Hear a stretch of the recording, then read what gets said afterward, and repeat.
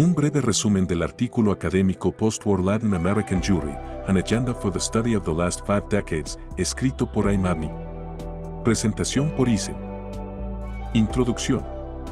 El artículo Post-War Latin American Jewry, An Agenda for the Study of the Last 5 Decades de Aim Abni ofrece un análisis exhaustivo de la evolución de la comunidad judía en América Latina desde el final de la Segunda Guerra Mundial hasta principios del siglo XXI.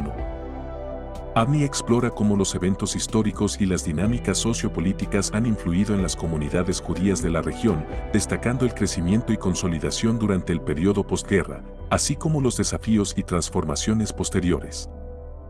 A través de un análisis detallado de la literatura académica, las tendencias migratorias y los cambios socioeconómicos, Abni proporciona una visión integral de los múltiples aspectos que han definido la vida judía en América Latina, desde la literatura hasta la economía y el antisemitismo. Crecimiento y consolidación. Durante los años de la Segunda Guerra Mundial y el inicio de la Guerra Fría, la judería latinoamericana experimentó un crecimiento y consolidación significativa. Refugiados judíos de habla alemana, principalmente de Europa Central, se establecieron en países donde no había comunidades judías previas, como Ecuador y Bolivia, y fortalecieron la presencia judía en Paraguay y Colombia. En asentamientos judíos más antiguos de América Latina, como Chile, Argentina, Uruguay y Brasil, estos nuevos inmigrantes ampliaron la organización comunitaria. Las comunidades judías latinoamericanas adquirieron un carácter pluralista único con la convivencia de judíos sefardíes, askenazíes de Europa del Este y ahora de Europa Central, sumando el alemán a los idiomas de la vida judía, que ya incluían el yidis, judeo-español, ladino y árabe. A diferencia de otras comunidades judías, la judería latinoamericana no sufrió los estragos de la guerra, lo que facilitó un notable progreso económico y atrajo la atención de organizaciones judías mundiales. Tras la guerra, los estados latinoamericanos jugaron un papel crucial en la ONU, apoyando la partición de Palestina en 1947, aumentando la importancia de las comunidades judías en la región. Evolución bibliográfica. En los últimos 40 años, América Latina ha experimentado importantes cambios demográficos, económicos, sociales y políticos que han afectado a sus comunidades judías.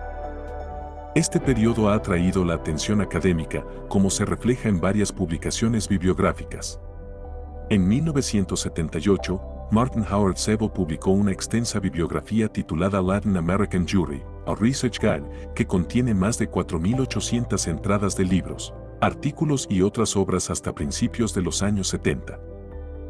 12 años después, Judith Lakenalken y Anna Laaseder publicaron Latin American Jewish Studies, An Annotated Guide to the Literature, que abarca la literatura publicada hasta 1986. Esta colección incluye una lista de 217 periódicos y otros diarios junto con 773 entradas anotadas de libros y artículos, lo que proporciona una herramienta de investigación excepcional. Las reuniones de la Latin American Jewish Studies Association, LAJSA, han producido más publicaciones, con conferencias realizadas en varias universidades y congresos mundiales de estudios judíos, reflejando una proliferación de investigaciones sobre el periodo posterior a 1948. Desigualdades en la investigación. En las 2 décadas posteriores a la publicación de Martin Sebo, hubo un aumento significativo en las publicaciones sobre la judería latinoamericana. Judith Lakenalken y Anna Laaseder, en su bibliografía de 1990, enumeraron 745 obras, de las cuales 312 se enfocan en el periodo posterior a la Segunda Guerra Mundial. Sin embargo, existe una distribución desigual en los temas y las áreas geográficas cubiertas. De los 65 títulos sobre antisemitismo, solo 27 son investigaciones académicas, con una notable concentración en Argentina y una escasez de estudios sobre otros países como Perú y Brasil. También hay un número considerable de trabajos sobre las relaciones entre Israel y América Latina, 54 entradas, y sobre la identidad judía, 32 entradas. Los temas menos investigados incluyen la actividad económica de los judíos en América Latina y comunidades importantes como Uruguay, Chile, México y Colombia están subrepresentadas. Las conferencias de la Latin American Jewish Studies Association, LAJSA, reflejan esta disparidad geográfica y temática, con una fuerte concentración en temas literarios y culturales, y una preponderancia de estudios sobre Argentina. Desafíos en comunidades menos estudiadas. Desde 1948, las comunidades judías en Bolivia y Ecuador, que florecieron considerablemente después de la Segunda Guerra Mundial, han experimentado un declive notable, atrayendo poca atención académica. La comunidad judía de Colombia también ha sido subestimada, a pesar de tener una historia rica documentada en varios informes y estudios. En 1953, el periodista judío americano Jacob Ballor y el emisario del Congreso Judío Mundial Isaac Gottlieb proporcionaron descripciones detalladas de la situación en Colombia, destacando las dificultades en la consolidación organizativa y las tensiones internas. Bogotá, con una comunidad judía diversa formada por europeos orientales, alemanes y sefardíes, es un ejemplo de estas complejidades. La falta de investigaciones sobre estas comunidades revela una significativa carencia en el estudio de la judería latinoamericana posterior a 1948. Falta de comparaciones sistemáticas. La falta de estudios comparativos sobre la judería latinoamericana es notable, como se evidencia en la ausencia de análisis sistemáticos entre las 82 ponencias presentadas en conferencias internacionales. Investigadores como Zvi Schechner y Efraim Sadov han comparado comunidades específicas, pero tales estudios son raros. Sergio Della Pérgola y Judith Alken han abordado cuestiones básicas de la vida judía en América Latina, pero aún falta desarrollar comparaciones analíticas entre dos o más comunidades. La propuesta es medir la producción de las instituciones comunitarias en educación, cultura, religión y vida social para entender la vitalidad de la vida judía. Observaciones sistemáticas y registros cuantitativos de actividades diarias podrían ofrecer valiosa información para estudios sincrónicos y diacrónicos. Este enfoque comparativo y cuantitativo podría revelar si la vida judía realmente se ha debilitado o simplemente ha cambiado de patrones, proporcionando una comprensión más profunda del apoyo mundial a las comunidades judías. Vacíos en la investigación económica. Uno de los vacíos más notables en la investigación básica sobre la judería latinoamericana es la falta de discusión económica. Aunque algunos trabajos, como los de Elkin Isate, y otros estudios como los de Gudmundsson y Schefter Secora, abordan el tema, la economía judía en América Latina no ha sido explorada a fondo. Desde 1948, las comunidades judías han experimentado cambios significativos en sus instalaciones públicas y en sus patrones económicos, reflejando un crecimiento en ingresos y una evolución en las expectativas de las comunidades. Sin embargo, a pesar de los informes que indican una disminución de la pobreza judía y el impacto de las crisis latinoamericanas en la posición económica de los judíos, la investigación sobre el desarrollo económico judío y su rol en la economía general del continente sigue siendo insuficiente. Además, la investigación económica podría arrojar luz sobre el papel de las mujeres en la actividad comunitaria, destacando cómo los cambios económicos han influido en la participación y liderazgo femenino en las organizaciones judías. Antisemitismo en contextos inesperados. La investigación sobre el antisemitismo en la judería latinoamericana muestra una notable carencia en el análisis de cómo el antisemitismo ha sido reducido, inhibido o eliminado en algunos contextos donde se esperaba su presencia. Aunque hay abundantes estudios y conferencias sobre el antisemitismo, pocos han investigado por qué en algunos lugares, como Cuba y Costa Rica, el antisemitismo no se manifestó con la intensidad esperada. En Cuba, por ejemplo, a pesar de los vínculos del régimen de Fulgencio Batista con la comunidad judía y la relación con Estados Unidos, no hubo brotes antisemitas significativos durante la revolución de Fidel Castro en 1959 ni en los años siguientes.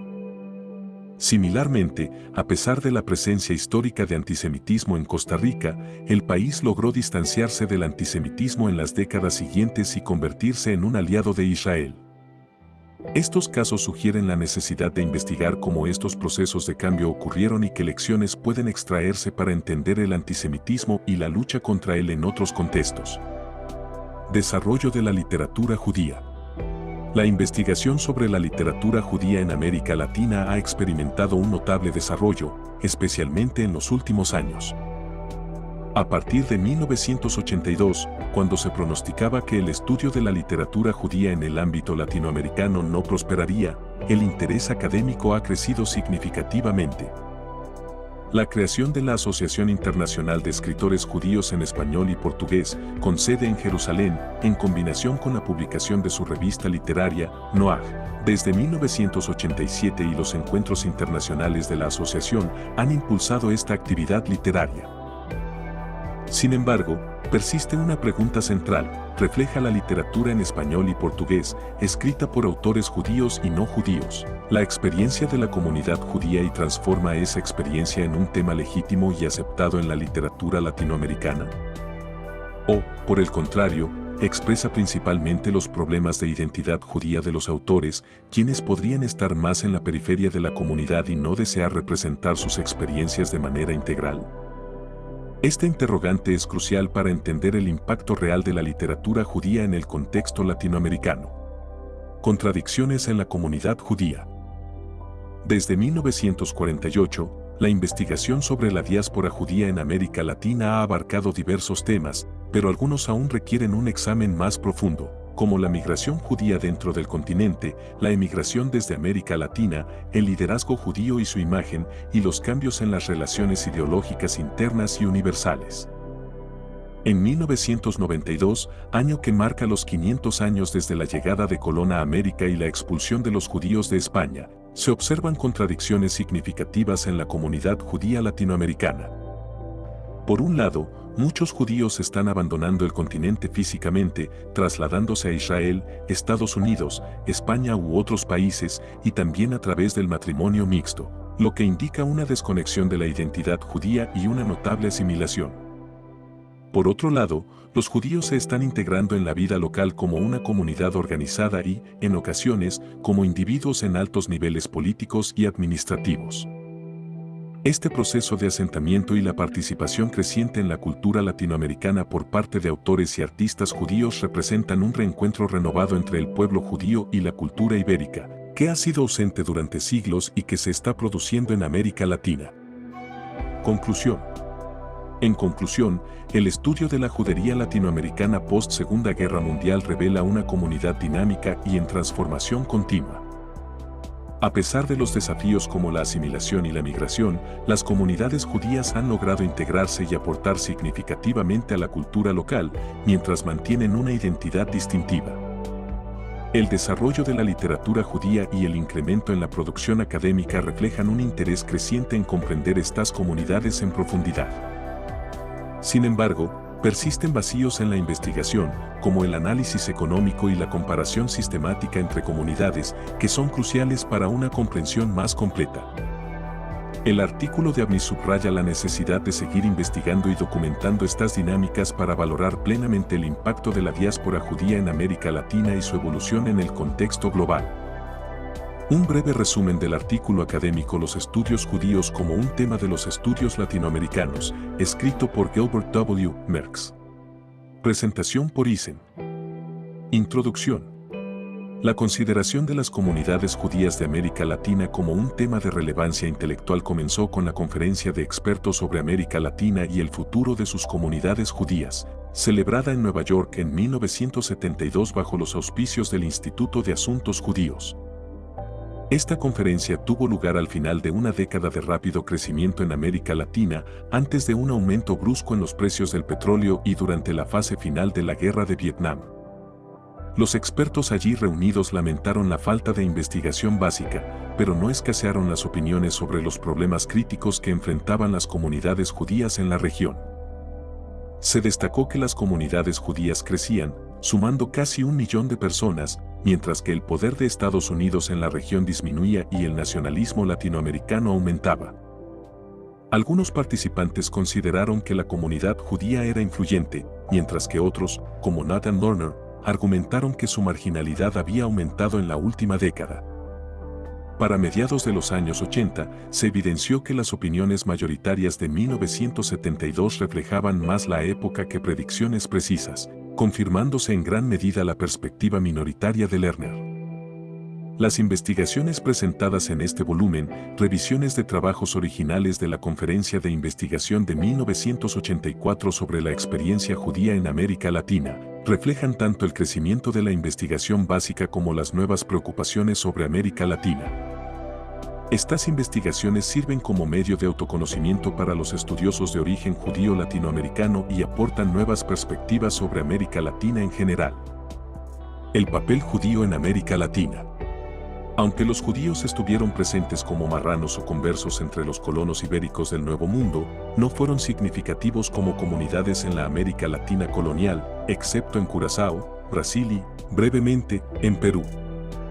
Las oleadas migratorias más grandes de judíos mediterráneos y europeos orientales llegaron a América Latina a finales del siglo XIX, siendo numéricamente inferiores a otras poblaciones migrantes.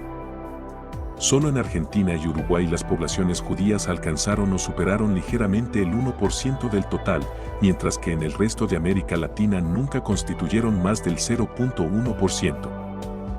En términos económicos, los judíos han tenido una movilidad social notable, contribuyendo al desarrollo y modernización de la región, aunque no han dominado sectores importantes de la economía. Políticamente, han sido más notables por su ausencia que por su presencia, con algunas excepciones en Argentina, Uruguay y Brasil. La presencia judía ha sido más visible como objetivo simbólico de animosidades nacionales, con el antisemitismo siendo un tema recurrente tanto en la extrema derecha como en la extrema izquierda. Dos paradojas destacan: la discrepancia entre el éxito social y la marginalidad política e ideológica de los judíos, y la importancia exagerada de los judíos en los mitos contemporáneos de la cultura popular latinoamericana, a pesar de su rol histórico relativamente menor. América Latina desde la perspectiva de la experiencia judía. Desde una perspectiva judía, la historia de América Latina ofrece una visión única de la realidad social que falta en las perspectivas de las clases dominantes o las mayorías.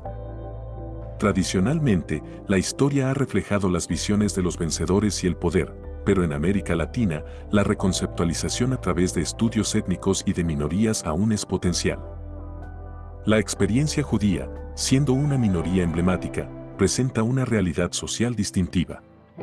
En comparación, en Estados Unidos, la identidad judía y la nacional son discretas e independientes, mientras que en Israel son coincidentes.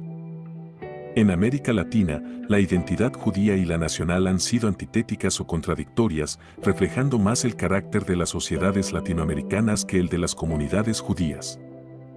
Las comunidades judías latinoamericanas tienen características que las distinguen de las de Estados Unidos e Israel. La hostilidad relativa en América Latina ha impedido la cooperación entre grupos judíos, creando fronteras étnicas más marcadas y conservadoras. La asimilación a la cultura anfitriona tiende a cortar los lazos con la comunidad judía, y la migración fuera de América Latina es mucho más alta. La movilidad social de los judíos en América Latina, aunque significativa, no ha producido una integración social comparable a la de Estados Unidos. La mayor saliencia de las distinciones de clase, junto con el carácter monopolista y clientelista de la economía, han contribuido al conservadurismo y la orientación interna de las comunidades judías en la región. La inestabilidad de los regímenes democráticos y la persistencia del antisemitismo en la cultura popular también han limitado la participación política judía, a pesar de su visibilidad en profesiones de clase media. Conclusión. El futuro de las comunidades judías en América Latina se presenta problemático debido a la naturaleza altamente estratificada y particularista de las sociedades latinoamericanas, que tienden a ser hostiles hacia todas las minorías, especialmente aquellas con vínculos extranjeros. Este contexto ha contribuido al conservadurismo y la insularidad de las comunidades judías en la región. Mantener tanto la identidad judía como la nacional en este contexto es un gran desafío. Las condiciones necesarias para mejorar la vida cívica y reducir los prejuicios incluyen la reanudación del crecimiento económico y la consolidación de la democracia pluralista. Aunque hay avances hacia la democracia, las perspectivas a corto plazo para el crecimiento económico en América Latina son desalentadoras debido a los bajos precios de los productos básicos y la gran deuda externa. Se espera que el resto de la década de 1980 sea un periodo de poco crecimiento económico y que las instituciones democráticas permanezcan frágiles. Los resentimientos nacionales probablemente aumentarán, manteniendo las condiciones que han llevado al declive de las comunidades judías. El dilema de las comunidades judías latinoamericanas está estrechamente ligado al desarrollo de la región. Fin. Un breve resumen del artículo académico Post-War Latin American Jewry, An Agenda for the Study of the Last 5 Decades, escrito por Aymarni, y un breve resumen del artículo académico Los estudios judíos como un tema de los estudios latinoamericanos, escrito por Gilbert W. Merckx. Presentaciones por Eisen. Bibliografía. Elkin, J.L., and Merckx, G. eds. 1987, The Jewish Presence in Latin America, First ed. Routledge. https://doi.org/1024-324-9781003022053. Seining, D. y Berbar, L. eds. 1996, The Jewish Diaspora in Latin America, New Studies on History and Literature, First ed. Routledge. https://doi.org/1024-324-9781315861319. La historia de los judíos en Argentina. Desde 1862 hasta 1899. La siguiente crónica ha sido extractada del libro 5 siglos de historia, una crónica de la vida judía en la Argentina, del ingeniero Alberto Klein. Presentación por Isan. Introducción. La historia de la comunidad judía en Argentina, tal como se relata en el libro 5 siglos de historia, una crónica de la vida judía en la Argentina del ingeniero Alberto Klein, comienza en la década de 1860 con la promulgación de leyes que facilitaron la inmigración y la fundación de la Congregación Israelita de Buenos Aires. A lo largo de las décadas siguientes, la comunidad judía experimentó un crecimiento significativo, fortaleciendo su estructura religiosa y organizativa, enfrentando desafíos de integración y contribuyendo al desarrollo cultural y social del país. La creación de instituciones comunitarias y educativas, junto con la llegada de inmigrantes judíos de diversas regiones, consolidó la presencia judía en Argentina, convirtiéndola en una parte integral de la nación. La década de 1860. En 1862, se promulga una ley que faculta al Poder Ejecutivo para celebrar contratos de inmigración en Argentina, marcando un hito en la política migratoria del país. Ese mismo año, se funda la primera entidad judía en Argentina, la Congregación Israelita de Buenos Aires, sentando las bases para la comunidad judía en el país. En 1867, la provincia de Santa Fe dicta una ley que establece el matrimonio civil obligatorio, un avance significativo en los derechos civiles. En 1868, la Congregación Israelita adopta oficialmente el nombre de Congregación Israelita de la Argentina y nombra su primera comisión directiva. También en ese año, se celebra la primera boda bajo las leyes argentinas y de Moisés entre Salomón y Elizabeth Levy, simbolizando la integración de la comunidad judía en la vida legal y social del país. Además, Domingo Faustino Sarmiento es elegido presidente de la Nación Argentina, marcando un periodo de reformas y modernización en la educación y la cultura. La década de 1870. En la década de 1870, Argentina experimenta importantes desarrollos tanto en su política nacional como en la consolidación de la comunidad judía. En 1873, bajo la presidencia de Domingo Faustino Sarmiento, se ofrece la protección de la bandera argentina a los inmigrantes de todas las nacionalidades, promoviendo la integración y el establecimiento de una patria nueva. Ese mismo año, la Congregación Israelita establece la Sociedad Israelita de Beneficencia, fortaleciendo su estructura comunitaria. Nicolás Avellaneda asume la presidencia en 1874, marcando un periodo de continuo desarrollo nacional. En 1875, la Congregación Israelita instala su primer templo en Buenos Aires, un hito importante para la comunidad judía, y también llegan los primeros judíos de origen marroquí al país. En 1877, se solicita al gobierno federal la autorización para llevar registros civiles judíos, concedida en 1879, permitiendo a la congregación registrar oficialmente nacimientos, matrimonios y defunciones. Además, ese mismo año, se inicia una suscripción para adquirir un terreno destinado a un cementerio judío, consolidando aún más la presencia y organización comunitaria judía en Argentina. La década de 1880. En la década de 1880, bajo la presidencia de Julio Argentino Roca, Argentina vive un periodo de crecimiento y desarrollo significativo, tanto en la política nacional como en la inmigración judía. En 1880, Roca asume la presidencia, marcando el inicio de su mandato hasta 1886. Al año siguiente, en 1881, se designa un agente de inmigración en Europa, facilitando la llegada de nuevos grupos, incluidos los judíos rusos que buscaban escapar de los incidentes antijudíos en su país. En 1882, Henry Joseph es designado como rabino, fortaleciendo la estructura religiosa judía en Argentina. En el ámbito educativo, se promulga la Ley Nacional 1420 de Educación Común en 1884, un hito para la educación pública en el país. La comunidad judía se organiza con la formación de la Chebra Kedusa en 1885 para gestionar un cementerio propio, mientras que Julio Paapar, un ingeniero judío, realiza importantes expediciones científicas en Tierra del Fuego. En 1889, llegan al país 120 familias judías rusas, cuya colonización inicial enfrenta desafíos pero eventualmente se establecen en Monigotes, provincia de Santa Fe, dando origen a Moisésville, Kiryat Moshe, donde Aaron Goldman se convierte en el primer rabino local.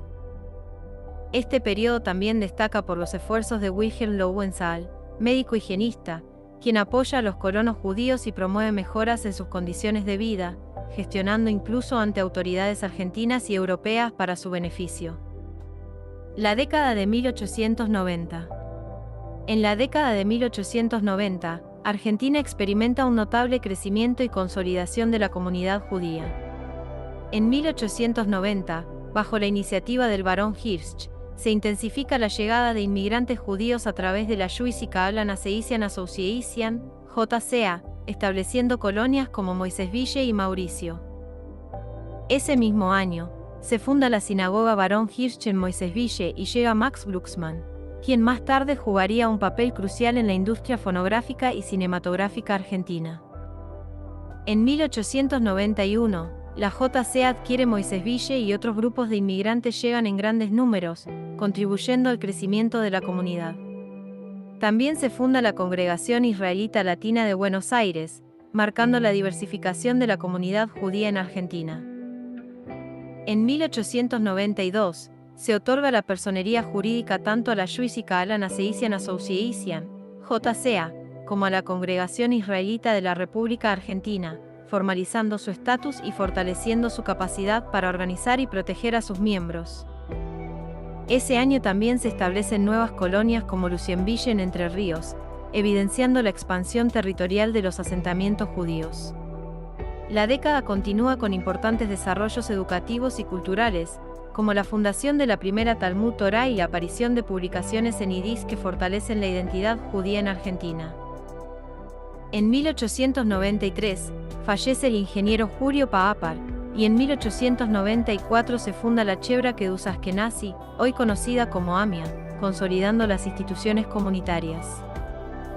En 1895, se funda la Sociedad de Protección a la Mujer Ezra Nassim y José Evaristo Uriburu asume la presidencia de la Nación, 1895 a 1898. En 1896, se funda el Talmud Torah Arizona, hoy templo de la calle Paso, y se crea la Unión Obrera Israelita de Socorros Mutuos para Enfermos Bikur Shoigim. En 1897, se construye el primer edificio destinado a templo de la Congregación Israelita de la República Argentina en la calle Libertad 785 de Buenos Aires. Finalmente, en 1898, se funda el primer periódico en yiddish en Latinoamérica, Vidercol, y Julio Argentino Roca asume por segunda vez la presidencia de la Nación, 1898 a 1904. En 1899, se inicia la publicación del periódico quincenal Der Zionist por la Liga Herzl, fundada por Jacobo Riachovitsky, y nace León Duhovne, destacado abogado, filósofo y líder comunitario. Conclusión. A través de las décadas, Desde la fundación de la Congregación Israelita de Buenos Aires en 1862 hasta el establecimiento de instituciones comunitarias y educativas en los años 1890, la comunidad judía en Argentina ha demostrado una notable capacidad de organización y adaptación. Con la llegada de inmigrantes de diversas regiones y la creación de importantes instituciones como la Chebra Kedusa y la AMIA, la comunidad no solo se consolidó sino que también contribuyó significativamente al desarrollo cultural y social del país. Esta crónica de la vida judía en Argentina es un testimonio de perseverancia, integración y crecimiento comunitario. Fin. La historia de los judíos en Argentina. Desde 1862 hasta 1899. Presentación por Isan. Bibliografía. Klein, Alberto. 5 siglos de historia, una crónica de la vida judía en la Argentina. Comité Judío Americano, Oficina Sudamericana, 1976. Wolf, Marta, y Manrique Sago. Los inmigrantes judíos, pioneros de la Argentina. M. Sago Ediciones, 1982.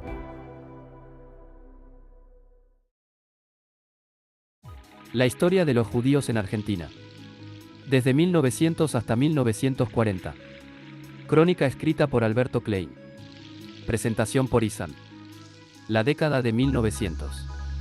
En el año 1900, el Poder Ejecutivo Nacional Argentino reconoció a la Jewish Association Association, JCA, como una asociación civil filantrópica. Ese mismo año, en Buenos Aires, un grupo de judíos lituanos encabezados por el rabino Sinei estableció la Asociación Sinagoga y Beneficencia Askenazi, inaugurando su propio templo. En Basavilbaso, con apoyo de la JCA, se formó la cooperativa Sociedad Agrícola Lucienville para colonos israelitas. En Tucumán, Luis y David Raskovsky iniciaron la primera comunidad judía. Además, se fundó la Sociedad Israelita de Beneficencia, ESRA. Al año siguiente, 1901, surgieron los primeros colonos judíos independientes en Villa Alba, La Pampa, y la Liga Herzl alcanzó 218 miembros en Buenos Aires, con filiales en el interior. En 1902, nació Max Dickmann, futuro escritor y director de El Ateneo, en Santiago de Chile, mientras que la JCA estableció la colonia agrícola Montefiore en Santa Fe. En 1903, Demetrio Aranovich se convirtió en el primer médico judío de Argentina, tras llegar como secretario de la JCA en Colonia Clara en 1896. Ese mismo año se fundó la congregación israelita, Keilah, en Rosario. En 1904, se organizó la cooperativa agrícola, Fondo Comunal, en Colonia Clara, Entre Ríos, y se inauguró la primera escuela Talmud Torah. Además, tuvo lugar la primera conferencia sionista convocada por la Liga Herzl. En 1905, una segunda ola inmigratoria de judíos urbanos llegó al país y se fundó la Sociedad Israelita Sionista de Socorros Mutuos, en Santa Fe. Simón Oswald donó el terreno para la futura sede de la AMIA en Buenos Aires, y se estableció la colonia Barón Hirsch en la provincia de Buenos Aires. En 1906, se fundaron las colonias judías independientes Médanos en Buenos Aires y General Roca en Río Negro, así como la escuela Talmud Torah, Dr. Herzl. También se estableció la colonia López y Berro de la JCA en Entre Ríos, y Nissim Teubal llegó desde Alepo, Siria, para fundar un emporio textil y participar activamente en numerosas instituciones filantrópicas. En 1907, nacieron figuras destacadas como Moisés Levenson en Bahía Blanca y Máximo Yagubski en Colonia Mauricio, ambos futuros líderes en la comunidad judía argentina. En 1908, se fundaron las colonias Curbelo Mos y Santa Isabel de la JCA en Entre Ríos, y surgieron revistas en yiddish como Lemnun Freiheit y Arbitarlem. Ese mismo año, Efraín Yagubski estableció la primera yeshiva en Argentina. En 1909, se inició la publicación del Yiddiser Kaalanist in Argentin, dirigido por Defin Germán en Clara, Entre Ríos, y se estableció la colonia Narcis Leven de la JCA en La Pampa, junto con la creación del Centro Juventud Israelita Argentina y la Sociedad Kadima, en Moisésville, Santa Fe. La década de 1910. En 1910, Alberto Gerchunos publicó Los Gauchos Judíos, como homenaje al centenario de la República Argentina. Roque Sáenz Peña fue presidente de la Nación Argentina hasta su fallecimiento en 1914. Se creó el primer cementerio israelita de la AMIA en la Liniers. Además, llegó al país Natán Gesang, quien presidió el movimiento sionista argentino y fue un activo propagandista del idioma hebreo y su cultura. Rosalida de Malkiel, reconocida por sus estudios en literatura hispánica, recibió distinciones de academias en Estados Unidos y universidades europeas. En este año también nacieron Ignacio Wieniawski, futuro profesor de Derecho Comparado de la Universidad de Buenos Aires, y Aaron Esevich, destacado escritor y hacendado. En 1911, surgieron las revistas Juventud, órgano del Centro Juventud Israelita Argentina, y Anse Wort, Nuestra Palabra, dirigida por Pedro Wohl y Robert Kagan. El doctor Alfredo L. Palacios visitó Moskville y publicó una detallada nota sobre la colonia. Además, se fundó la colonia Dora de la JCA en Santiago del Estero. En 1912, falleció el doctor Noé Yarchok, médico de las colonias judías de Entre Ríos. Se fundó la colonia Palmar Yatay de la JCA en Entre Ríos, y José Mendelssohn llegó al país siendo designado maestro en la escuela de la JCA en Palacios, Santa Fe.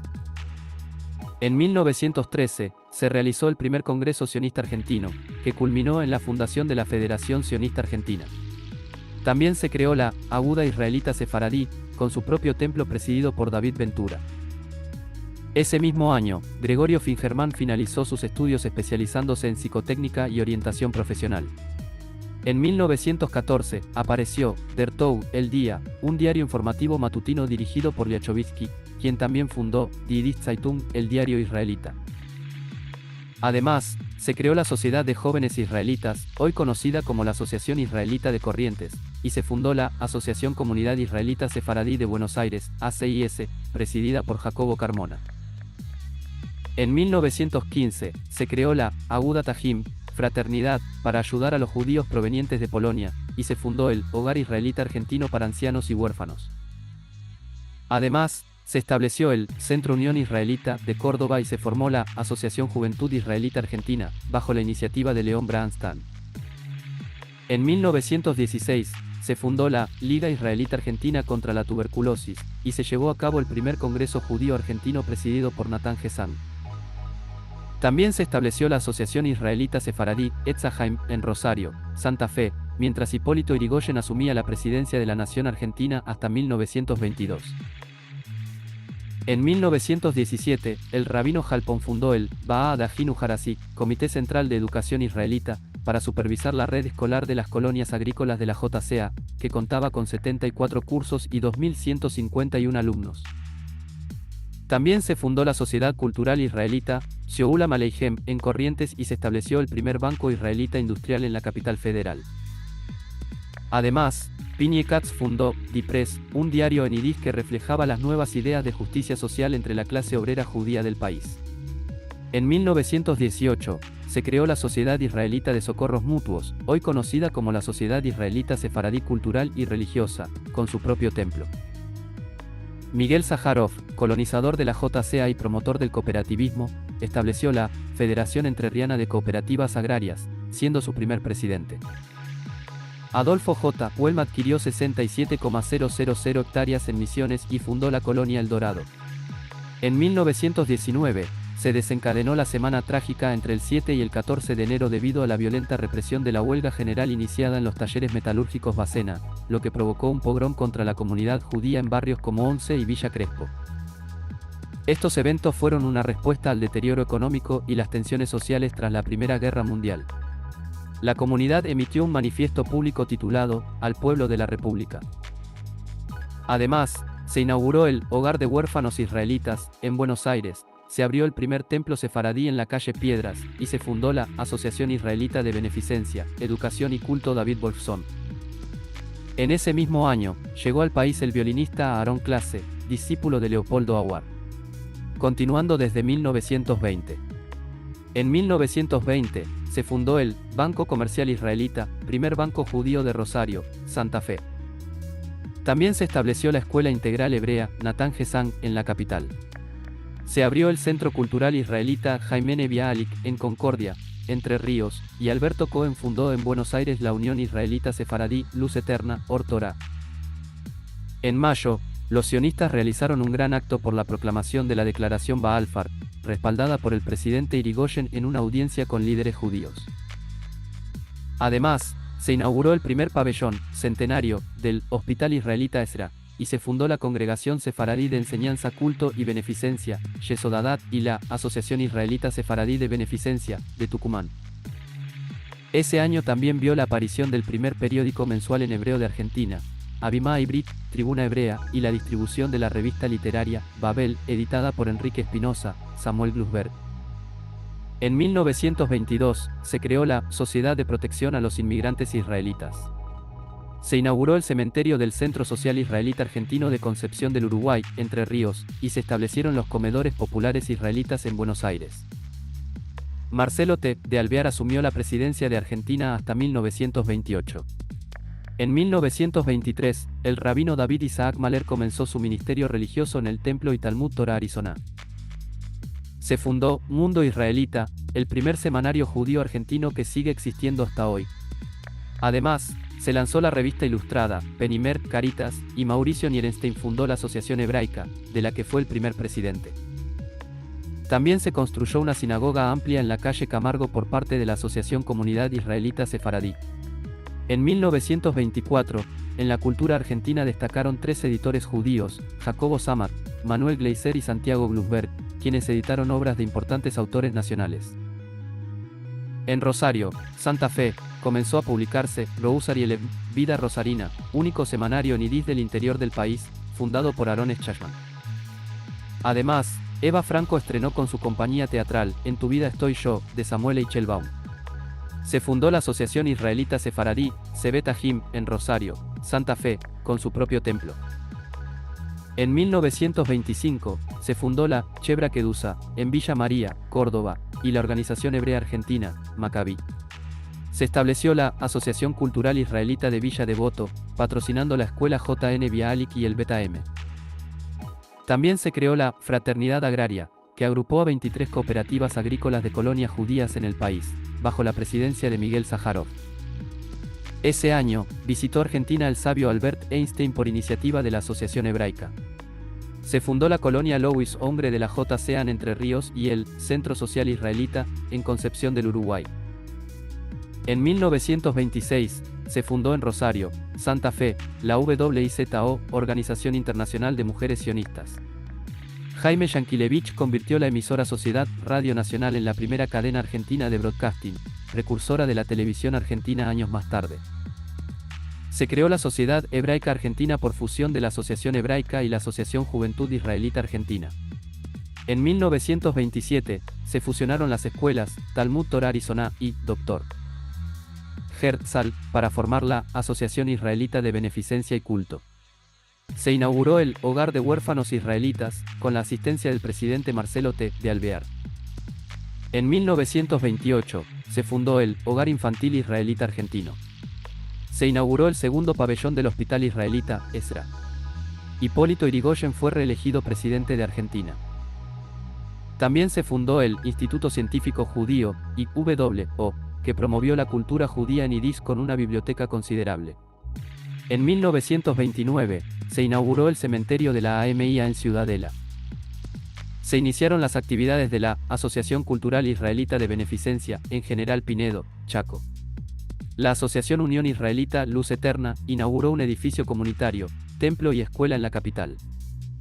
Se fundó la escuela J.N. Bialik en Buenos Aires. La década de 1930. En 1930, se instaló la primera filial de la Beneverit en Sudamérica. El periodista David El Nekabé llegó a Buenos Aires desde Bulgaria. Libro para la pausa del sábado, de César Tiempo, ganó el primer premio municipal de poesía. Ese año, la colectividad judía apoyó oficialmente la acción que puso fin a la Zvi Migdal, una organización dedicada a la trata de blancas. El general José Uriburu fue presidente provisional de Argentina hasta 1932. En 1931, la Asociación Israelita de Beneficencia de Rosario inauguró su nuevo templo y casa comunal. Se fundó la Federación de Sociedades Israelitas Argentina, con la unión de 47 delegaciones en Buenos Aires en la sede de la Beneverit. También comenzó a publicarse la revista La Luz, bajo la dirección de David El Nekabé. En 1932, la Congregación Israelita inauguró su nuevo templo en la calle Libertad. La Asociación Israelita Latina de Corrientes estableció su propio templo. Alberto Gerchunov exploró los contactos de la joven cultura argentina con la cultura judía. Agustín P. Justo asumió la presidencia de Argentina hasta 1938. En 1933, se creó la Asociación Filantrópica Israelita y la Agencia Judía, compuesta por sionistas y simpatizantes del establecimiento judío en Palestina. Nació el Comité contra el Antisemitismo y las Persecuciones Judías en Alemania, que en 1935 se transformó en la DAIA, Delegación de Asociaciones Israelitas Argentinas. Se fundó la Confederación Juvenil Sionista Argentina y apareció la revista mensual Judaica, dirigida por Salomón Resnick. En 1934, el Centro Israelita de Córdoba adquirió su sede donde funcionaba la sinagoga. La Chebra Kedusá Ashkenazi creó el Ba'ad HaJinuj, o Consejo Central de Educación Israelita para supervisar y promover la educación judía. Se fundaron las escuelas yiddish laicas populares de la red Sviso, IJL. Peretz. El cardenal Verdier de París visitó Buenos Aires en apoyo a las comunidades judías europeas víctimas de persecución racial. En 1935, el Comité contra el Antisemitismo adoptó el nombre de AIA y se integró con 28 entidades adheridas. César Tiempo publicó La campaña antisemita y el director de la Biblioteca Nacional, para rebatir los prejuicios de Hugo Waast. Se fundó el Club Náutico Acoaj y en más de 20 colonias agrícolas de la JCA se cultivaron 650,000 hectáreas, representando el 29% de las tierras labradas en Argentina. También nació en Córdoba el laureado escritor Marcos Aguinis. En 1936, se inauguró un nuevo cementerio de la Chebra Kedusá en La Tablada, Buenos Aires.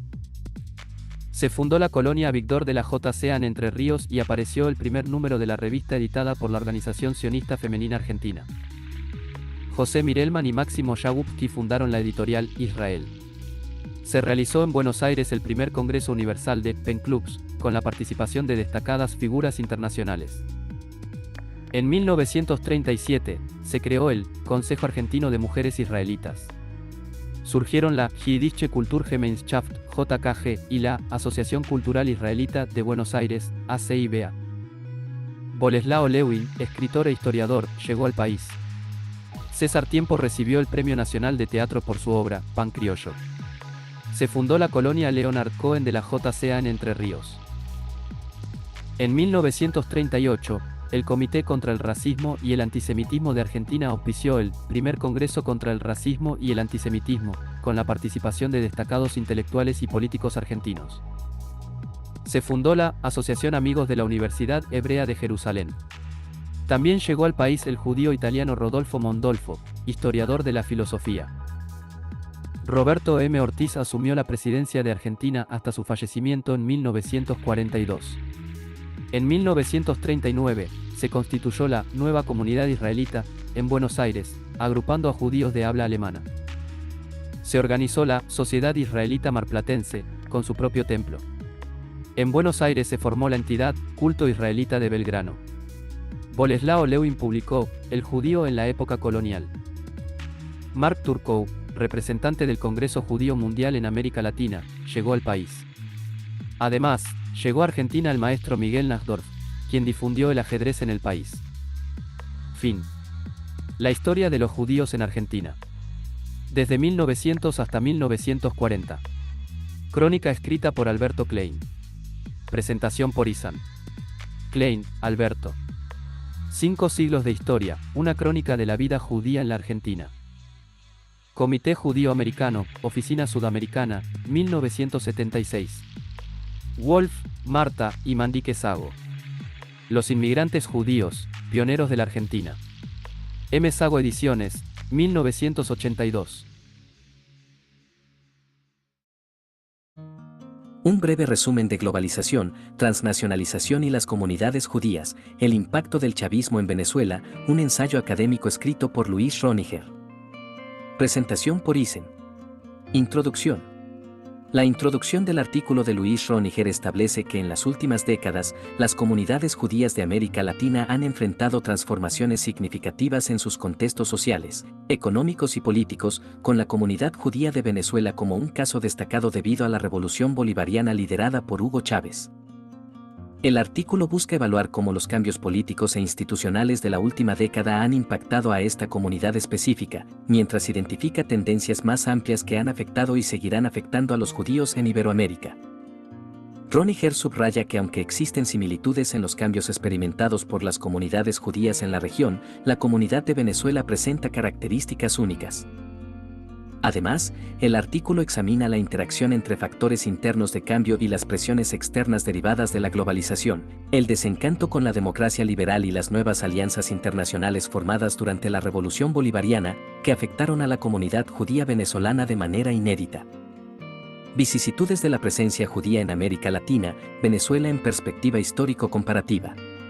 La presencia judía en Venezuela es un ejemplo de los procesos vividos por comunidades judías en toda América Latina. Durante la época colonial, criptojudíos llegaron desde Curazao en el siglo XVII, pero vivieron en la clandestinidad debido a la Inquisición. Con la independencia de Venezuela en 1820 y la posterior libertad religiosa, pequeños grupos judíos comenzaron a establecerse en el país, creciendo significativamente a lo largo del siglo XIX y XX. La inmigración judía se intensificó durante el siglo XX, especialmente después de la Segunda Guerra Mundial, a pesar de las restricciones migratorias. Para 1950, la comunidad judía en Venezuela alcanzaba las 6.000 personas y continuó creciendo en las décadas siguientes, con inmigrantes provenientes de Europa y Oriente Medio, llegando a más de 15.000 en la década de 1970. Esta comunidad, aunque pequeña, experimentó una notable movilidad social y se concentró en centros urbanos, enfrentando desafíos en la preservación de su identidad en un entorno de asimilación. Chávez, el ascenso al poder y su estilo de gobierno. Roniger describe cómo Hugo Chávez, con un liderazgo populista radical, transformó la política venezolana desde su elección en 1998 con el 56.5% de los votos. Chávez consolidó su poder a través de referendos y elecciones que le permitieron controlar instituciones clave como la Asamblea Nacional y la Suprema Corte, y realizar reformas constitucionales que facilitaron su reelección indefinida. Su estilo de gobierno incluyó una fuerte movilización popular mediante programas sociales y una retórica confrontacional que antagonizaba a la oposición y limitaba la pluralidad y la rendición de cuentas, elementos tradicionales de la democracia venezolana. Esta centralización de poder tuvo consecuencias significativas para la libertad de expresión y el espacio político, afectando tanto a la oposición como a sectores críticos del gobierno, como la comunidad judía en Venezuela. Los judíos venezolanos y los cambios institucionales. Desde abril de 2002, las relaciones entre el gobierno de Hugo Chávez y la comunidad judía en Venezuela se deterioraron notablemente. El conflicto comenzó cuando el rabino Pinjas Brenner apoyó el intento de derrocamiento de Chávez, generando sospechas infundadas sobre el apoyo de Israel a los conspiradores. En noviembre de 2004, la policía irrumpió en la Hebraica de Caracas buscando un supuesto arsenal de armas vinculado a teorías de conspiración, una acusación que se reactivó en diciembre de 2007. Las expresiones antijudías de Chávez, como sus comentarios en Navidad de 2005 sobre la riqueza global y los descendientes de quienes mataron a Cristo, exacerbaron la tensión. Además, el apoyo de Chávez a Irán y su retórica antisionista, influenciada por el sociólogo argentino Norberto Ceresole, intensificaron el sentimiento antijudío en Venezuela. La relación entre el gobierno y la comunidad judía se deterioró aún más con la expulsión del embajador israelí en enero de 2009, reflejando una completa desconexión entre Venezuela e Israel y un aumento en el éxodo de judíos venezolanos. La problemática actual. Roniger explora el desafío de integrar a las comunidades judías en una Venezuela gobernada por el chavismo que ha exacerbado la polarización política. La ciudadanía moderna se basa en la separación entre lo político, lo religioso, lo étnico y lo cívico, promoviendo el pluralismo y la autonomía de la sociedad civil. Sin embargo, bajo el liderazgo populista de Hugo Chávez, este ideal ha sido socavado por la retórica y las prácticas polarizadoras del gobierno, que a menudo han atacado a los opositores y a las minorías, incluidos los judíos. Desde 2008, las críticas al chavismo, especialmente por parte de organizaciones de derechos humanos como Human Rights Watch, han sido respondidas con acusaciones de conspiración y desestabilización. La propaganda chavista ha intensificado el antisemitismo, destacando en foros como aporrea.org y medios controlados por el gobierno, y ha comparado la demonización de los judíos con la de otros grupos minoritarios. A pesar de la presencia de sectores críticos dentro del chavismo, como la línea blanda, que busca un pluralismo democrático, el ascenso del populismo radical ha dificultado la coexistencia armónica y el respeto a la diversidad en Venezuela. Algunas conclusiones. Se detalla cómo la Venezuela multiétnica y tradicionalmente tolerante ha visto un cambio drástico con el ascenso de Hugo Chávez. La crisis del modelo bipartidista y el deterioro socioeconómico en la década de 1990 prepararon el terreno para el populismo de Chávez, quien, al llegar al poder, emprendió transformaciones que polarizaron a la sociedad. La comunidad judía, en particular, ha enfrentado crecientes dificultades debido a la retórica anti-israelí del régimen y su alianza con Irán, lo que ha exacerbado el antisemitismo. La retórica chavista ha intensificado la hostilidad hacia los judíos, generando un ambiente de exclusión y marginación. La falta de censura gubernamental sobre estos prejuicios y la dinámica del régimen de Chávez han creado un contexto cada vez más hostil, cuestionando la capacidad de los judíos venezolanos para mantener su identidad y dignidad en una Venezuela en transformación. Fin. Un breve resumen de globalización, transnacionalización y las comunidades judías, el impacto del chavismo en Venezuela, un ensayo académico escrito por Luis Roniger. Presentación por Isen. Bibliografía. Avni, Aim, Boxer, Judith, Bejarano, Margalita Antella Pérgola, Sergio. Pertenencia y alteridad, judíos en de América Latina, 40 años de cambio. Bergwerk Verlag Gesellschaft, 2011. www.degruyter.com https://doi.org /10318119/9783954872794. Roniger, Luis. Globalización, transnacionalización y las comunidades judías, el impacto del chavismo en Venezuela. Pertenencia y alteridad, judíos en de América Latina, 40 años de cambio, editado por Aim Avni et al., Bergwerk Verlag Gesellschaft, 2011, pp 271-302. www.degruyter.com https://doi.org /10318119/9783954872794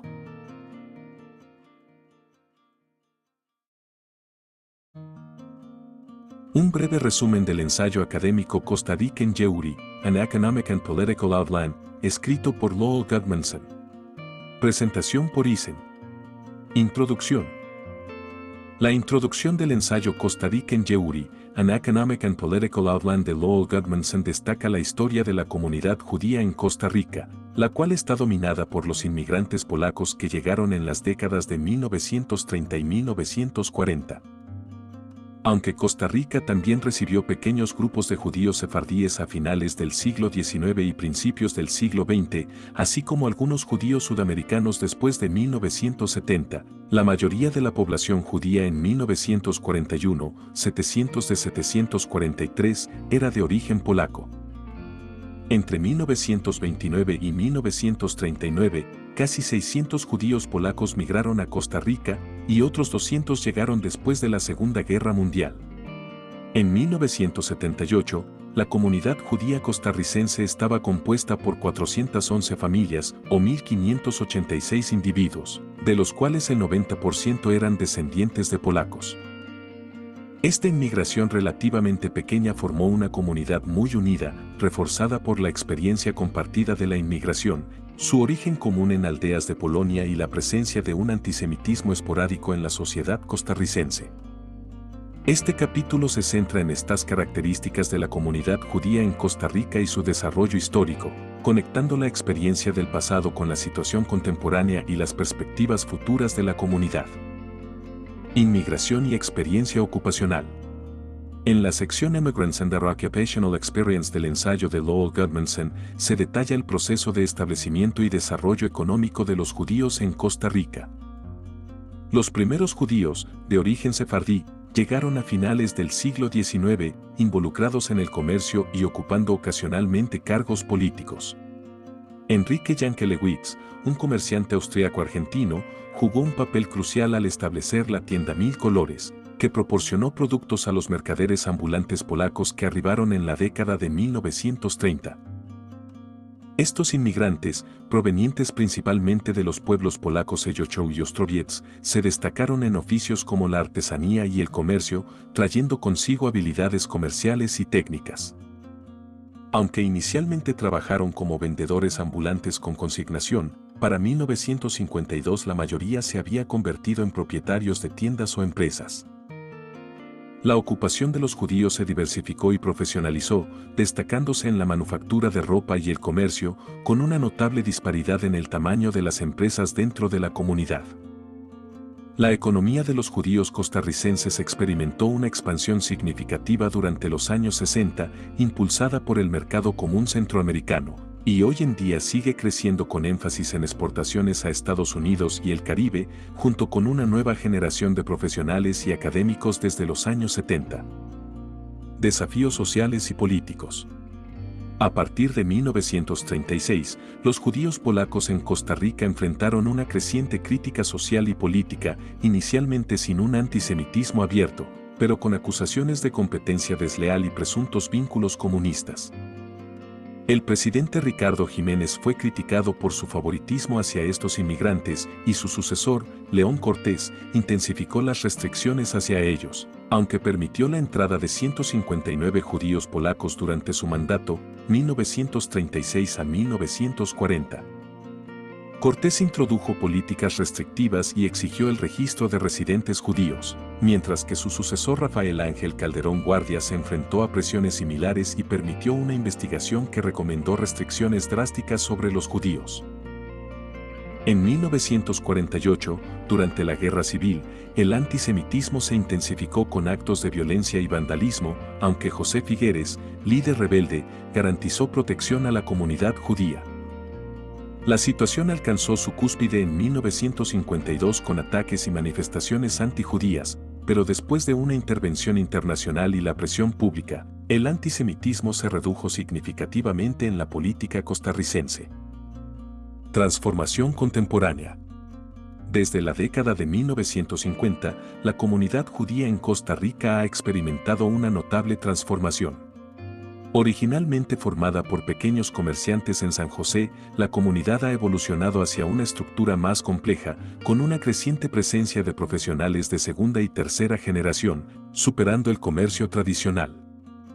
La consolidación de instituciones comunitarias como la Escuela Dr. Chaim Weizmann, fundada en 1960, y el Centro Israelita Sionista de Costa Rica, ha acompañado esta evolución, aunque también se ha observado una secularización y una menor religiosidad.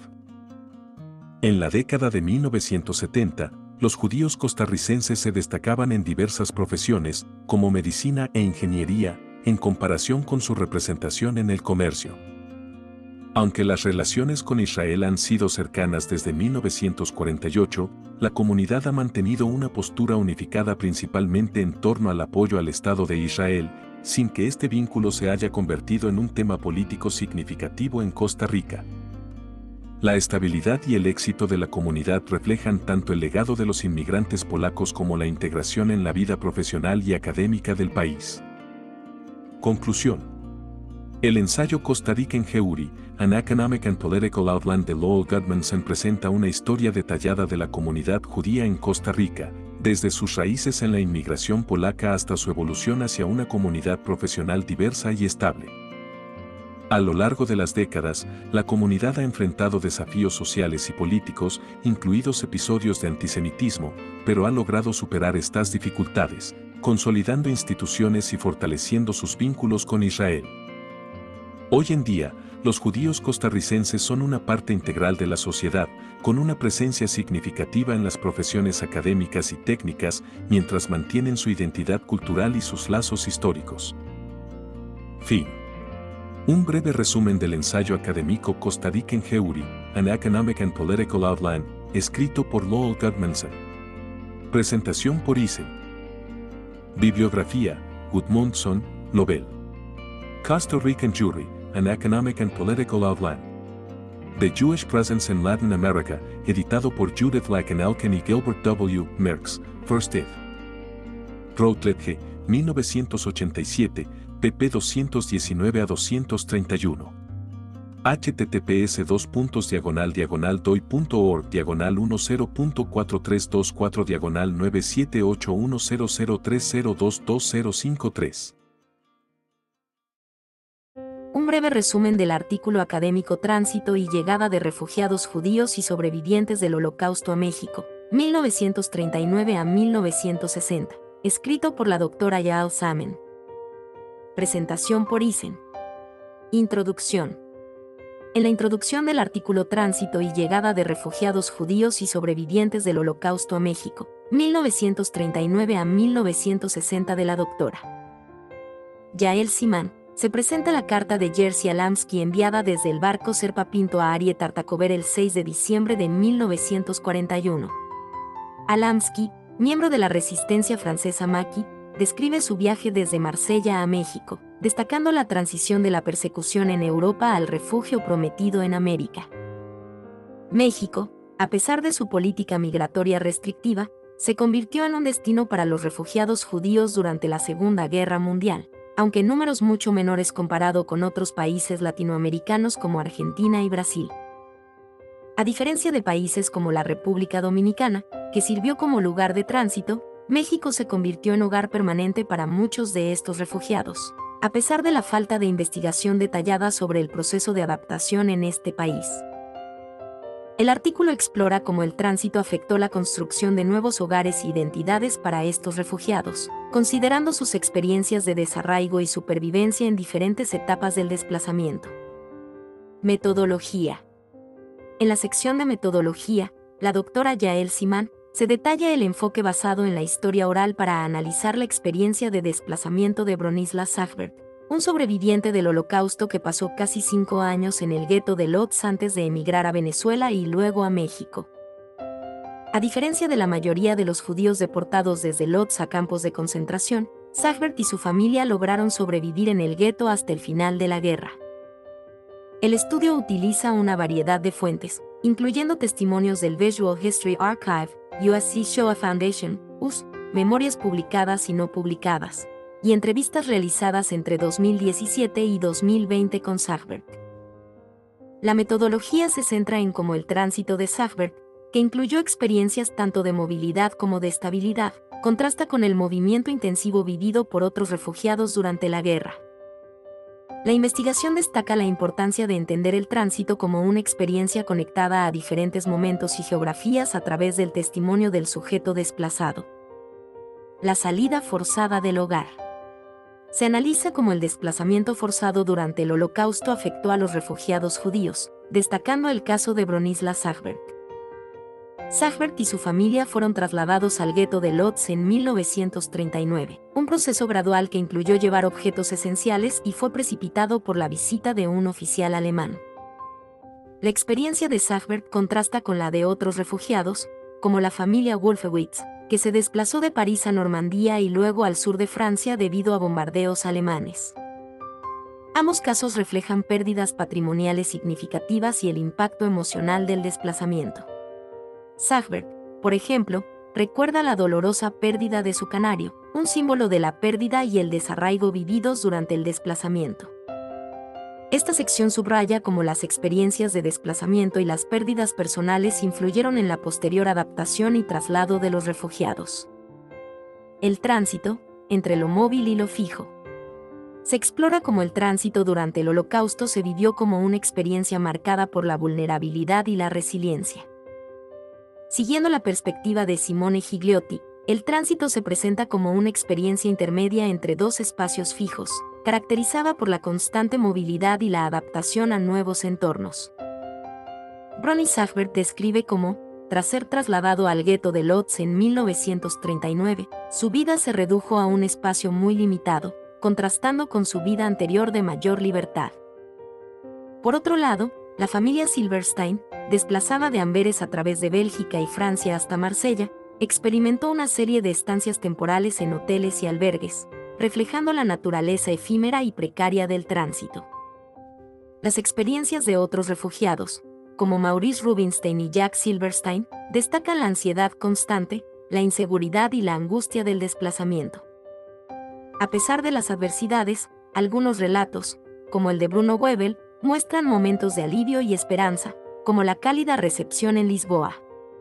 En el gueto de Lodz, Brony observa las tensiones entre diferentes grupos de judíos y la persistencia de la separación social. Además, la familia Wolfowitz encontró breves periodos de estabilidad en lugares como Bagneres de Bigorre en Francia, resaltando el contraste entre la belleza del paisaje y las dificultades de su situación. El viaje. Se detalla cómo los medios de transporte desempeñaron un papel crucial en las rutas de escape de los refugiados judíos durante el Holocausto. Los relatos de los sobrevivientes destacan el contraste entre la violencia experimentada en Europa y el alivio encontrado durante el viaje hacia México. Brony Sachbert recuerda su trayecto desde Lodz, pasando por París y Nueva York, y su primera experiencia al ver el mar a bordo del Monte Falcón, que zarpó de Cherburgo, Francia. Los testimonios de Bruno Goebel y la familia Silberstein reflejan las diversas rutas y paradas realizadas en el viaje hacia México, que incluían ciudades como Casablanca, Veracruz y La Habana. Goebel describe el contraste entre la atmósfera relajada de La Habana y la grisácea Norfolk.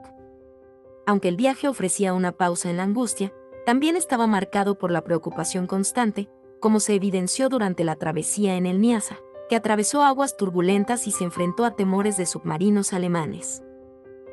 Además, los refugiados llegaron a México con nociones imprecisas y románticas del país, basadas en imágenes estereotipadas, hasta que la llegada se convirtió en una realidad concreta. La llegada a México. Se explora cómo, a pesar de la política migratoria restrictiva de México durante los años 30 y 40, algunos refugiados judíos lograron establecerse en el país, mientras que otros enfrentaron obstáculos significativos. Brony Sachbert y su familia, por ejemplo, intentaron llegar a México en 1946 pero acabaron emigrando a Venezuela en 1947 debido a la falta de visas. Rebecca y David Rubenstein también enfrentaron dificultades en la obtención de documentos, lo que les impidió traer a su familia desde Europa. Finalmente, David logró reunirse con su padre y hermanos después de la guerra. Los relatos de los recién llegados reflejan una mezcla de alivio y desafío. Por ejemplo, Bruno Goebel describe su llegada a Veracruz en marzo de 1942 como una experiencia emocional, mientras que Daniele Wolfowitz experimentó una mezcla de entusiasmo y desilusión ante el contraste entre México y su vida anterior en París. Aunque algunos, como Brony, encontraron en Venezuela una oportunidad para un nuevo comienzo, México se convirtió para otros en un lugar de arraigo definitivo. La adaptación y el sentido de pertenencia variaron, con algunos refugiados percibiendo México como un refugio cálido y otros como un lugar de tránsito, reflejando la compleja y diversa experiencia de integración en un nuevo país. Reflexiones finales. En la sección Reflexiones finales del artículo de la doctora Yael Simani, se subraya el impacto duradero del desplazamiento forzado, un fenómeno de gran magnitud que ha alcanzado niveles sin precedentes desde la Segunda Guerra Mundial, con más de 65 millones de personas desplazadas en la actualidad.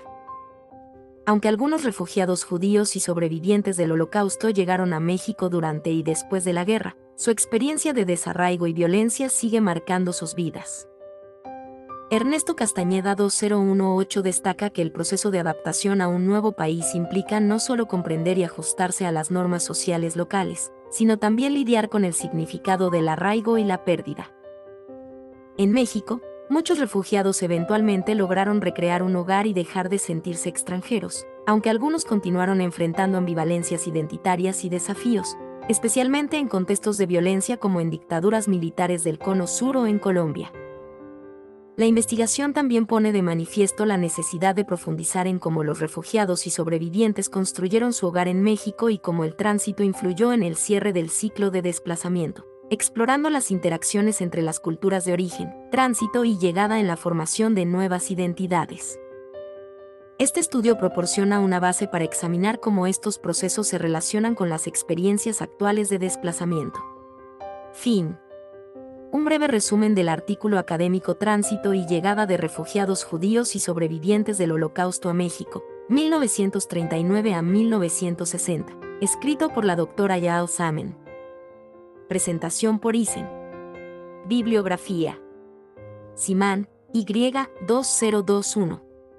Tránsito y llegada de refugiados judíos y sobrevivientes del Holocausto a México, 1939 a 1960. Comparative Cultural Studies, European and Latin American Perspectives, 6, 11, 29-44. https://doi.org/10.13128/sexelab-12516. Un breve resumen del Humanidad and the Literary Transmission of Cuban Crypto-Judaism. Artículo académico escrito por Leonard Stang. Presentación por Isen. Introducción. El artículo de Leonard Stang explora la historia y transmisión literaria del criptojudaísmo cubano. A pesar de que los judíos siempre han sido una minoría en Cuba, su impacto en la literatura cubana ha sido significativo. Después de la independencia en 1898, los judíos de origen otomano y europeo llegaron a Cuba, destacando la contribución de los judíos askenazis en la literatura y prensa en yidis, como los poetas Pinchas Berniker y José Coser. Además, José Martí conectó con el pueblo judío en sus escritos de 1881, estableciendo paralelismos entre su lucha y la Revolución cubana. El concepto de humanidad, acuñado por Ruth Behar, describe la compleja identidad cubano-judía, combinando memoria, exilio y herencia. Escritores como Aki Ovejas y Jenny Milgrom también han contribuido a la exploración de esta identidad, enfocándose en temas de transmisión cultural y redescubrimiento de un pasado oculto. Una breve historia del criptojudaísmo cubano. La segunda sección del artículo examina la historia del criptojudaísmo en Cuba, especialmente durante la época colonial bajo la Inquisición española, que duró hasta 1824. A pesar de la dificultad para rastrear esta historia debido a la naturaleza oculta de la comunidad judía, algunos personajes clave como Luis de Torres, un intérprete converso que viajó con Colón en 1492, fueron fundamentales. Los conversos españoles y portugueses que se establecieron en Cuba enfrentaron persecución, pero sus tradiciones eventualmente se desvanecieron. Un ejemplo interesante de esta historia es narrado por David Elan, quien en la década de 1930 conoció al alcalde de La Habana, un descendiente de conversos que buscaba comprender su herencia judía perdida a través de objetos como una Biblia y una mesuzá. Escritura criptojudía cubana. La tercera sección del artículo se centra en la literatura cubano-americana reciente que aborda el criptojudaísmo. Eugenia Alonso ha documentado nombres y casos de judaizantes durante la Inquisición cubana, proporcionando una base para que los descendientes investiguen sus raíces. Jenny Milgrom, autora del libro My 15 Grandmothers, relata su búsqueda genealógica para descubrir su linaje criptojudío, rastreando su herencia hasta la España anterior a la expulsión de 1492. Milgrom, quien creció en una familia católica en Cuba y luego emigró a Miami, finalmente descubrió su identidad judía a través de archivos inquisitoriales. Su historia no solo reafirma su identidad judía, sino que también busca guiar a otros descendientes criptojudíos a recuperar su herencia. Historia enterrada. En la novela de Esaú, Aki Ovejas aborda la historia fragmentada y el criptojudaísmo a través del personaje Alejandra San José, quien busca recuperar la memoria de su familia en Cuba. Alejandra, una cubanoamericana desplazada por la Revolución cubana, regresa a la isla para explorar el criptojudaísmo de su padre y conectar su identidad cubana y judía. La novela mezcla la historia real de Cuba, como la independencia y la revolución, con una ficción que examina la falta de documentación sobre el criptojudaísmo. Ovejas conecta la identidad judía con la cubana al describir el viaje de Alejandra para reconstruir la historia de su familia, sugiriendo que la historia oficial de Cuba ha silenciado las voces de los criptojudíos, indígenas y otros marginados. La historia de Alejandra refleja cómo la falta de registros históricos afecta el entendimiento de su herencia criptojudía. Este vacío resuena en su exilio, mientras lucha por crear una identidad propia en Chicago. La novela también señala cómo las historias de los judíos y cubanos se entrelazan en estereotipos, luchas y narrativas marginalizadas, como la leyenda cubana de la autoinmolación indígena, que recuerda la resistencia judía enmasada. Ovejas utiliza la ficción para llenar los vacíos históricos y ofrecer una nueva interpretación del criptojudaísmo en Cuba, aludiendo a la necesidad de preservar las memorias no escritas que definen la humanidad. Marcando la criptojudeidad.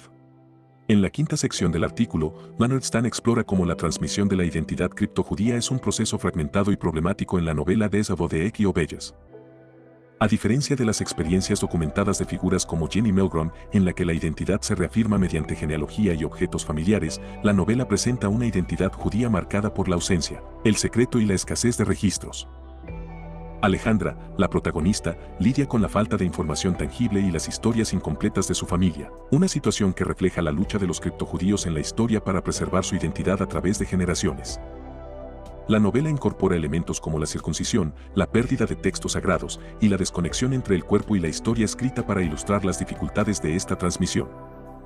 La historia de Enrique, el padre de Alejandra, simboliza la imposibilidad de legar una identidad judía completa, ya que su cuerpo y su herencia permanecen ocultos hasta su muerte, cuando sus restos son esparcidos en la bahía de La Habana, dejando atrás cualquier conexión tangible con su judaísmo.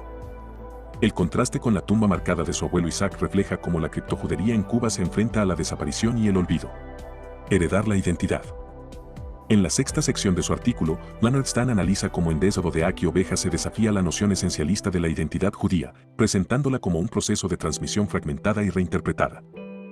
Alejandra, la protagonista, no hereda directamente el conocimiento religioso de su padre criptojudío Enrique, sino que depende de Moisés, un amigo de la familia, para aprender sobre su herencia cubano-judía. La novela usa símbolos como el tefillín y las fiestas judías, especialmente el Pesaj y los días de asombro, para reflejar la lucha de Alejandra por conectar con su identidad. A través de su recorrido espiritual, Alejandra reinterpreta rituales religiosos y mezcla elementos de su herencia judía y cubana, lo que refleja la adaptación de la criptojudería en un contexto moderno. Escribir como recuperación. En la séptima sección del artículo de Leonard Stern, se examina cómo Aki Ovejas, en Desavo, utiliza la escritura como medio para recuperar la identidad judía cubana oculta y fragmentada, especialmente la de los criptojudíos. Ovejas entrelaza elementos autobiográficos con ficción para narrar el proceso de descubrimiento y transmisión de una herencia judía que había sido negada o interrumpida. Al incluir una entrevista con Elon Stubbins al final de su novela, Ovejas refuerza su conexión personal con la criptojudería, destacando cómo su escritura no solo recupera la memoria perdida, sino que la transmite a una nueva generación. Esta novela funciona tanto como una exploración creativa de la identidad como un artefacto cultural que busca revalorizar la historia judía cubana y la experiencia de la criptojudería. Conclusión. En la conclusión del artículo de Leonard Stern, se destaca que la juvanidad, un concepto que explora la identidad cubano-judía, ha sido transmitida principalmente a través de la literatura. Escritores como Aki Ovejas y Jenny Milgram han desempeñado un papel crucial en recuperar y dar voz a la experiencia de los criptojudíos en Cuba, destacando la fragmentación de esta herencia. La novela Desavo de Ovejas es clave en este esfuerzo, al combinar elementos autobiográficos con una narrativa ficticia que refleja la lucha por preservar una identidad judía oculta y casi perdida en la historia cubana. Fin. Un breve resumen del Juvanidad and the Literary Transmission of Cuban Crypto-Judaism. Artículo académico escrito por Leonard Stern. Presentación por Isen. Bibliografía, Stein, Leonard. Juvanidad and the Literary Transmission of Cuban Crypto-Judaism. Caribbean Jewish Crossings, Literary History and Creative Practice, edited by Sarah Phillips Castile and Heidi Kaufman, University of Virginia Press, 2019, pp 135-53. Store, https://doi.org/10.0.2307/j.ctvq4bz53.11. Access 5 de septiembre de 2024. Un breve resumen de Cartas de Cuba, desde diciembre y hasta enero de 1938 a 1939. Una novela estadounidense escrita por Ruth Behar. Presentación por Isen. Introducción. Esta presentación se centra en Cartas de Cuba, una novela estadounidense escrita por Ruth Behar. Abarca el periodo desde diciembre de 1937 hasta enero de 1939. La historia sigue el viaje emocional y físico de Esther, una joven que abandona Polonia en medio del antisemitismo para reunirse con su padre en Cuba. La autora, Ruth Behar, nacida en La Habana y criada en Nueva York, es conocida por sus profundas exploraciones de identidad y pertenencia, reflejadas también en sus obras de no ficción y poesía. En Cartas de Cuba, Behar entrelaza la narrativa histórica con el dolor y la esperanza de una familia separada por la diáspora, resaltando la lucha por un nuevo comienzo en tierras extranjeras. ¿Quién es Ruth Behar? Ruth Behar, nacida en La Habana, Cuba, y criada en Nueva York, ha residido también en España y México. Es autora de la novela para jóvenes, Lucky Broken Girl, galardonada con el premio Pura Belpré de la American Library Association. Además de sus escritos para jóvenes, Behar ha publicado poesía en la edición bilingüe Everything I Kept, /, Todo lo que guardé, y ha escrito los aclamados libros de viaje Una isla llamada Hogar y Un cierto aire sefardí, en los que relata sus viajes de regreso a Cuba y la búsqueda de su hogar. Fue la primera latina en recibir una beca MacArthur Genius y ha sido distinguida con una beca John Samuel Guggenheim y el título de Gran Inmigrante por la Carnegie Corporation. Actualmente, Bear es profesora de antropología en la Universidad de Michigan y reside en Ann Arbor, Michigan. Goborobo, 2 de diciembre de 1937. El 2 de diciembre de 1937, Esther escribe a su padre, quien se encuentra en Cuba desde hace 3 años, expresando su desesperación por la separación familiar. Ella relata cómo ha crecido y asumido responsabilidades, ayudando en casa y trabajando para el panadero Joel que a cambio de pan. Describe las dificultades que enfrentan en Polonia, especialmente debido al antisemitismo y la tristeza de su madre, quien todavía está resentida por la pérdida de su tienda en Goborobo debido a impuestos injustos impuestos por el gobierno por ser judíos. Esther encontró una carta de su padre escondida por su madre, que revelaba la posibilidad de llevar a uno de los hijos a Cuba. Aunque su padre sugiere que Mosés sea el primero en ir, Esther implora ser escogida, argumentando que, a pesar de ser una chica, es fuerte y capaz de trabajar duro para apoyar a su padre y demostrar que su partida a Cuba no fue un error. Con amor y determinación, promete no fallarle y ansía reunirse con él. Citas directas. ¿Cómo es posible que aún estemos separados de ti y que hayan pasado 3 años desde que te fuiste a Cuba? Mamá aún está enfadada por la pérdida de nuestra tienda en Goborobo, y lo que ocurrió fue muy injusto.